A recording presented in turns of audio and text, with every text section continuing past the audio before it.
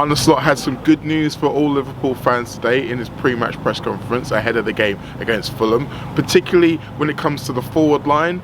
Diogo Jota and Federico Chiesa are both in line to be within the squad. We don't know how many minutes they're going to get, but Slot had some very interesting words, particularly around Chiesa. He also had some words of solace for Darwin Nunez, particularly after the tough time he's been having recently.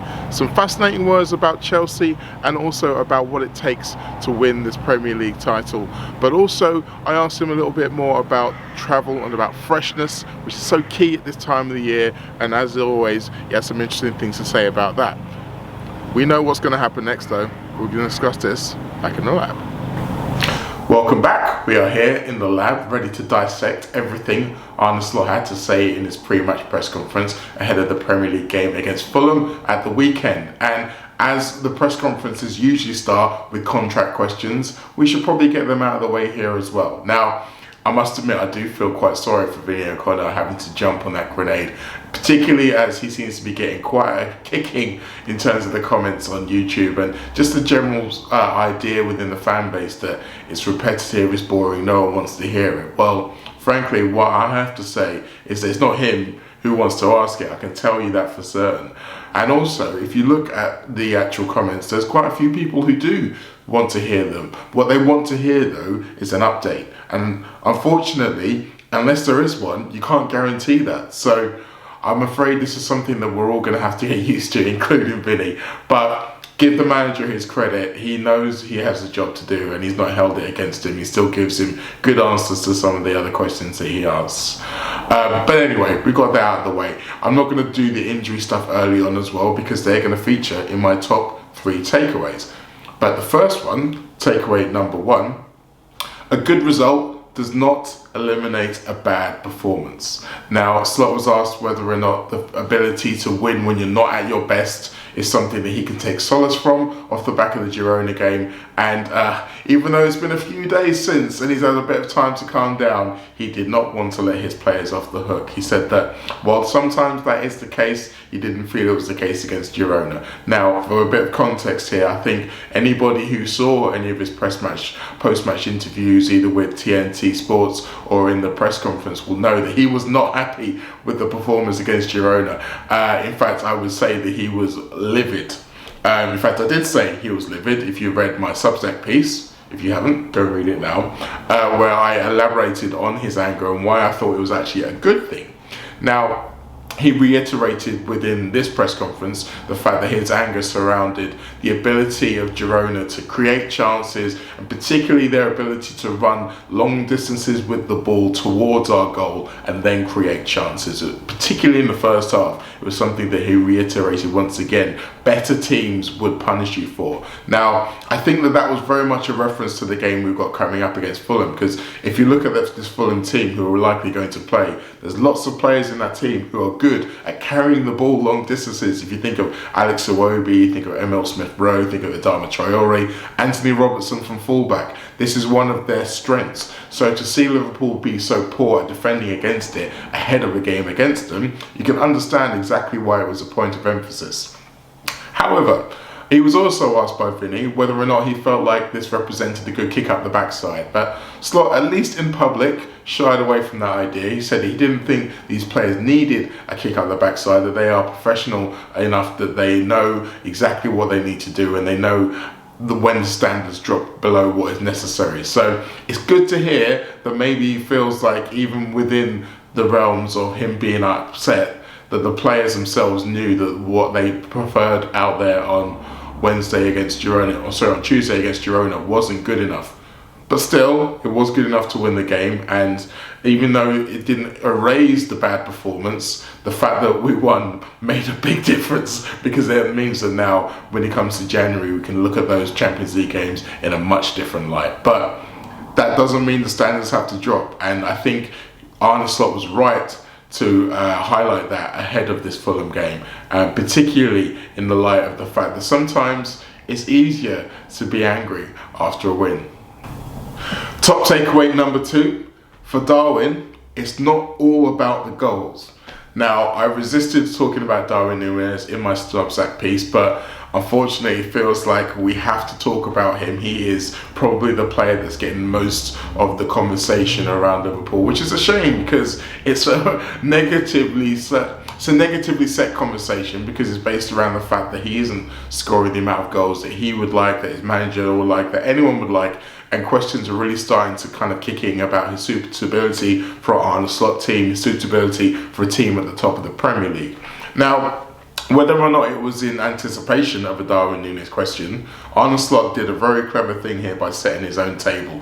He was asked early on about Mo Salah and about his goals and assists, and Arne Slot made a real point of highlighting his defensive work, his work off the ball, and how important he is to that. He says we attack with 11 players and we defend with 11 players. And Mo Salah has been as important in keeping clean sheets as he has been at the other end of the pitch, which, once the conversation turned to Darwin, was a very handy way of kind of setting him up to say the same about Nunez. That yes, his goals are important because he's a number 9, but his work rate off the ball is so important. He is still having an impact on the games. And I think that's a real sticking point for a lot of people, in that his main job is to score goals. And there were times last season and even earlier this season where even when he wasn't scoring goals, he was causing chaos, he was having an impact on the game. Whereas in recent weeks, it felt like that's been slightly less so. And that's kind of where some of this criticism has increased from. But again, Arne Slot said to us all that his impact is still high on the game. He did reveal something else that was quite, I wouldn't say interesting, it was more, revealing actually. He said that this was another game against Girona where he felt like his work rate dropped because of his ability, his misses chances. Now, he referenced a friendly game against Las Palmas before the season started where a similar thing happened. And it's an acknowledgement from the manager that he is the player who gets in his own head, and sometimes he can lose sight of the overall game plan if he's concerned about missing chances. And I mean, we all know that he's a very emotional guy, and he does feed off of the love that he gets from the crowd during games. But it's clear to see that he's also very harsh on himself. He knows more than anybody else that he's not scoring as many goals as he wants. He doesn't need anyone else to tell him that. But I do think that it's a very delicate balance for the manager to be able to acknowledge that we all want him to score more goals, but also to keep his confidence high by telling him that yes, you are still impacting the game. And it's clear that that is the message that Slot is giving to Nunez. Keep working hard and the goals will come. He even said that maybe in a couple of weeks the situation will switch and we'll be talking about Mo Salah not scoring and Darwin Nunez will bang them all in. And while some people may scoff at that when you consider the level Mo Salah's been at, we do have to remember that strikers are streaky. If you look at last season when Darwin Nunez was scoring goals, it did seem to happen in a very I think it was a period of 2 months where his confidence was high and he was scoring, if not every game, but every other game, and he was having a real impact. So the chance that can't come again is not completely eliminated. And yes, we do have to wait and see exactly how Arne Slot feels about him come the summertime. But for now, he's absolutely still going to use him. And as I said, the message is loud and clear. Keep working hard and the goals will come. Now, top takeaway number 3 is also about one of the forwards. It's about Federico Chiesa. Now, the top takeaway here is bringing back Chiesa is not as simple as we'd like. Now, Slot says something that sounds kind of obvious, but maybe a lot of us hadn't considered in regarding Federico Chiesa and bringing him back in. It's that it's hard to give a player minutes who's been out for so long because you don't really know what to expect from them. And I think that's a real key difference between him and Diogo Jota, if you think about it, because Jota had been in the team before he got injured. He'd been playing well, he scored goals, he'd been a big contributor to Arne Slot, and he knew that he could trust him to play the way that he wanted to play. Chiesa hasn't really had the chance to build that up. He's been injured pretty much since the beginning of his Liverpool career. He's had a few performances here and there, but he hasn't been able to build up that trust. And you can argue that that's the same with some of the other players in the team who haven't played as many minutes as they'd like. I think of Wataru Endo, Tyler Morton in particular, players who At different points, fans have been crying out for to give more minutes. When you haven't played and you haven't been able to build up that trust, it is hard for the manager to then throw you in.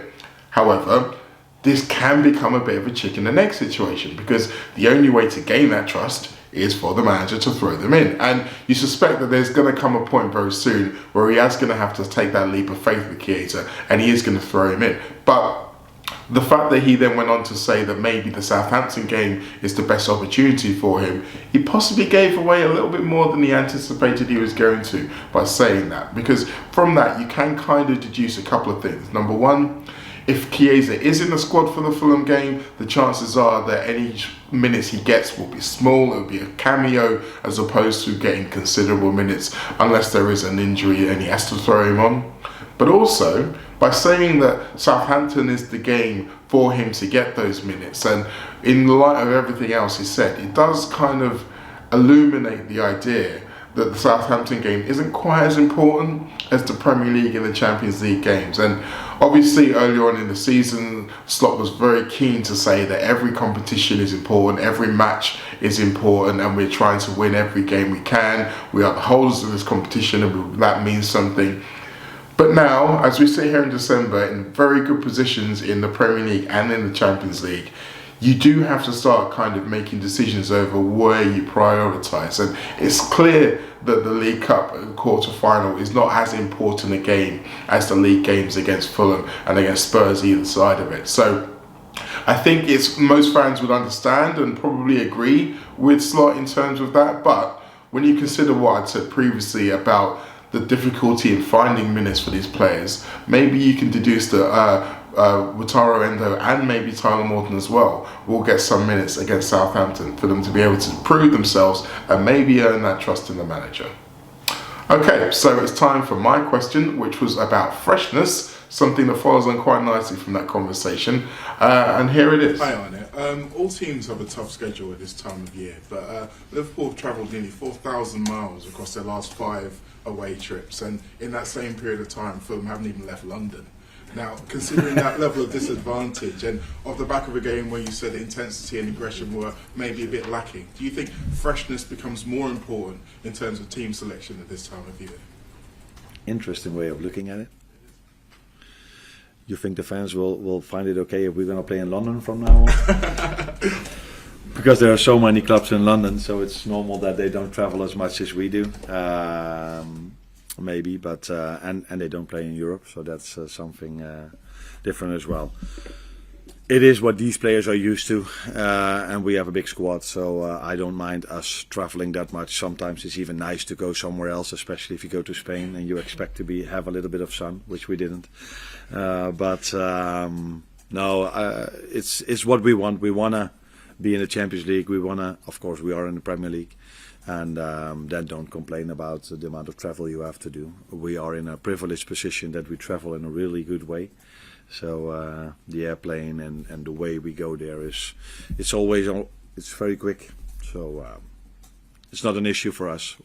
I hope we can continue making these flights for a long time in the second half of the season. Did you see that little smile that came across Slot's face when I started on with the stats? Whether I like it or not, I feel like the die has been cast. I have become Statman Mo. And yes, while I'm glad to be known for something, it's probably not what I want to be known for going forward. I want to be thought of as someone who can come in with lots of different ideas about football and not just about the stats. But for now, I'll take it. But speaking about exactly how he answered the question, it was interesting to me that he decided he wanted to accentuate the positives of playing so many games and travelling so many miles, which means that it's a privilege to play those games because it means that you are doing well in Europe and in our home.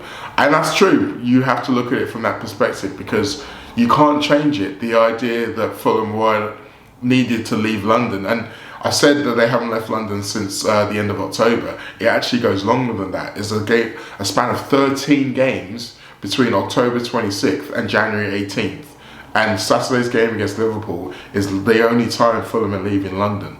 So you can look at it and say, well, that's definitely an advantage. They're not having to travel. They have more time to recover. They'll probably get a bit more time to train as well. That's definitely going to be an advantage. Now, Fulham, they may say, well, we're playing lots more derbies, so they're at a higher intensity. But come on, not all of them are derbies. We know that.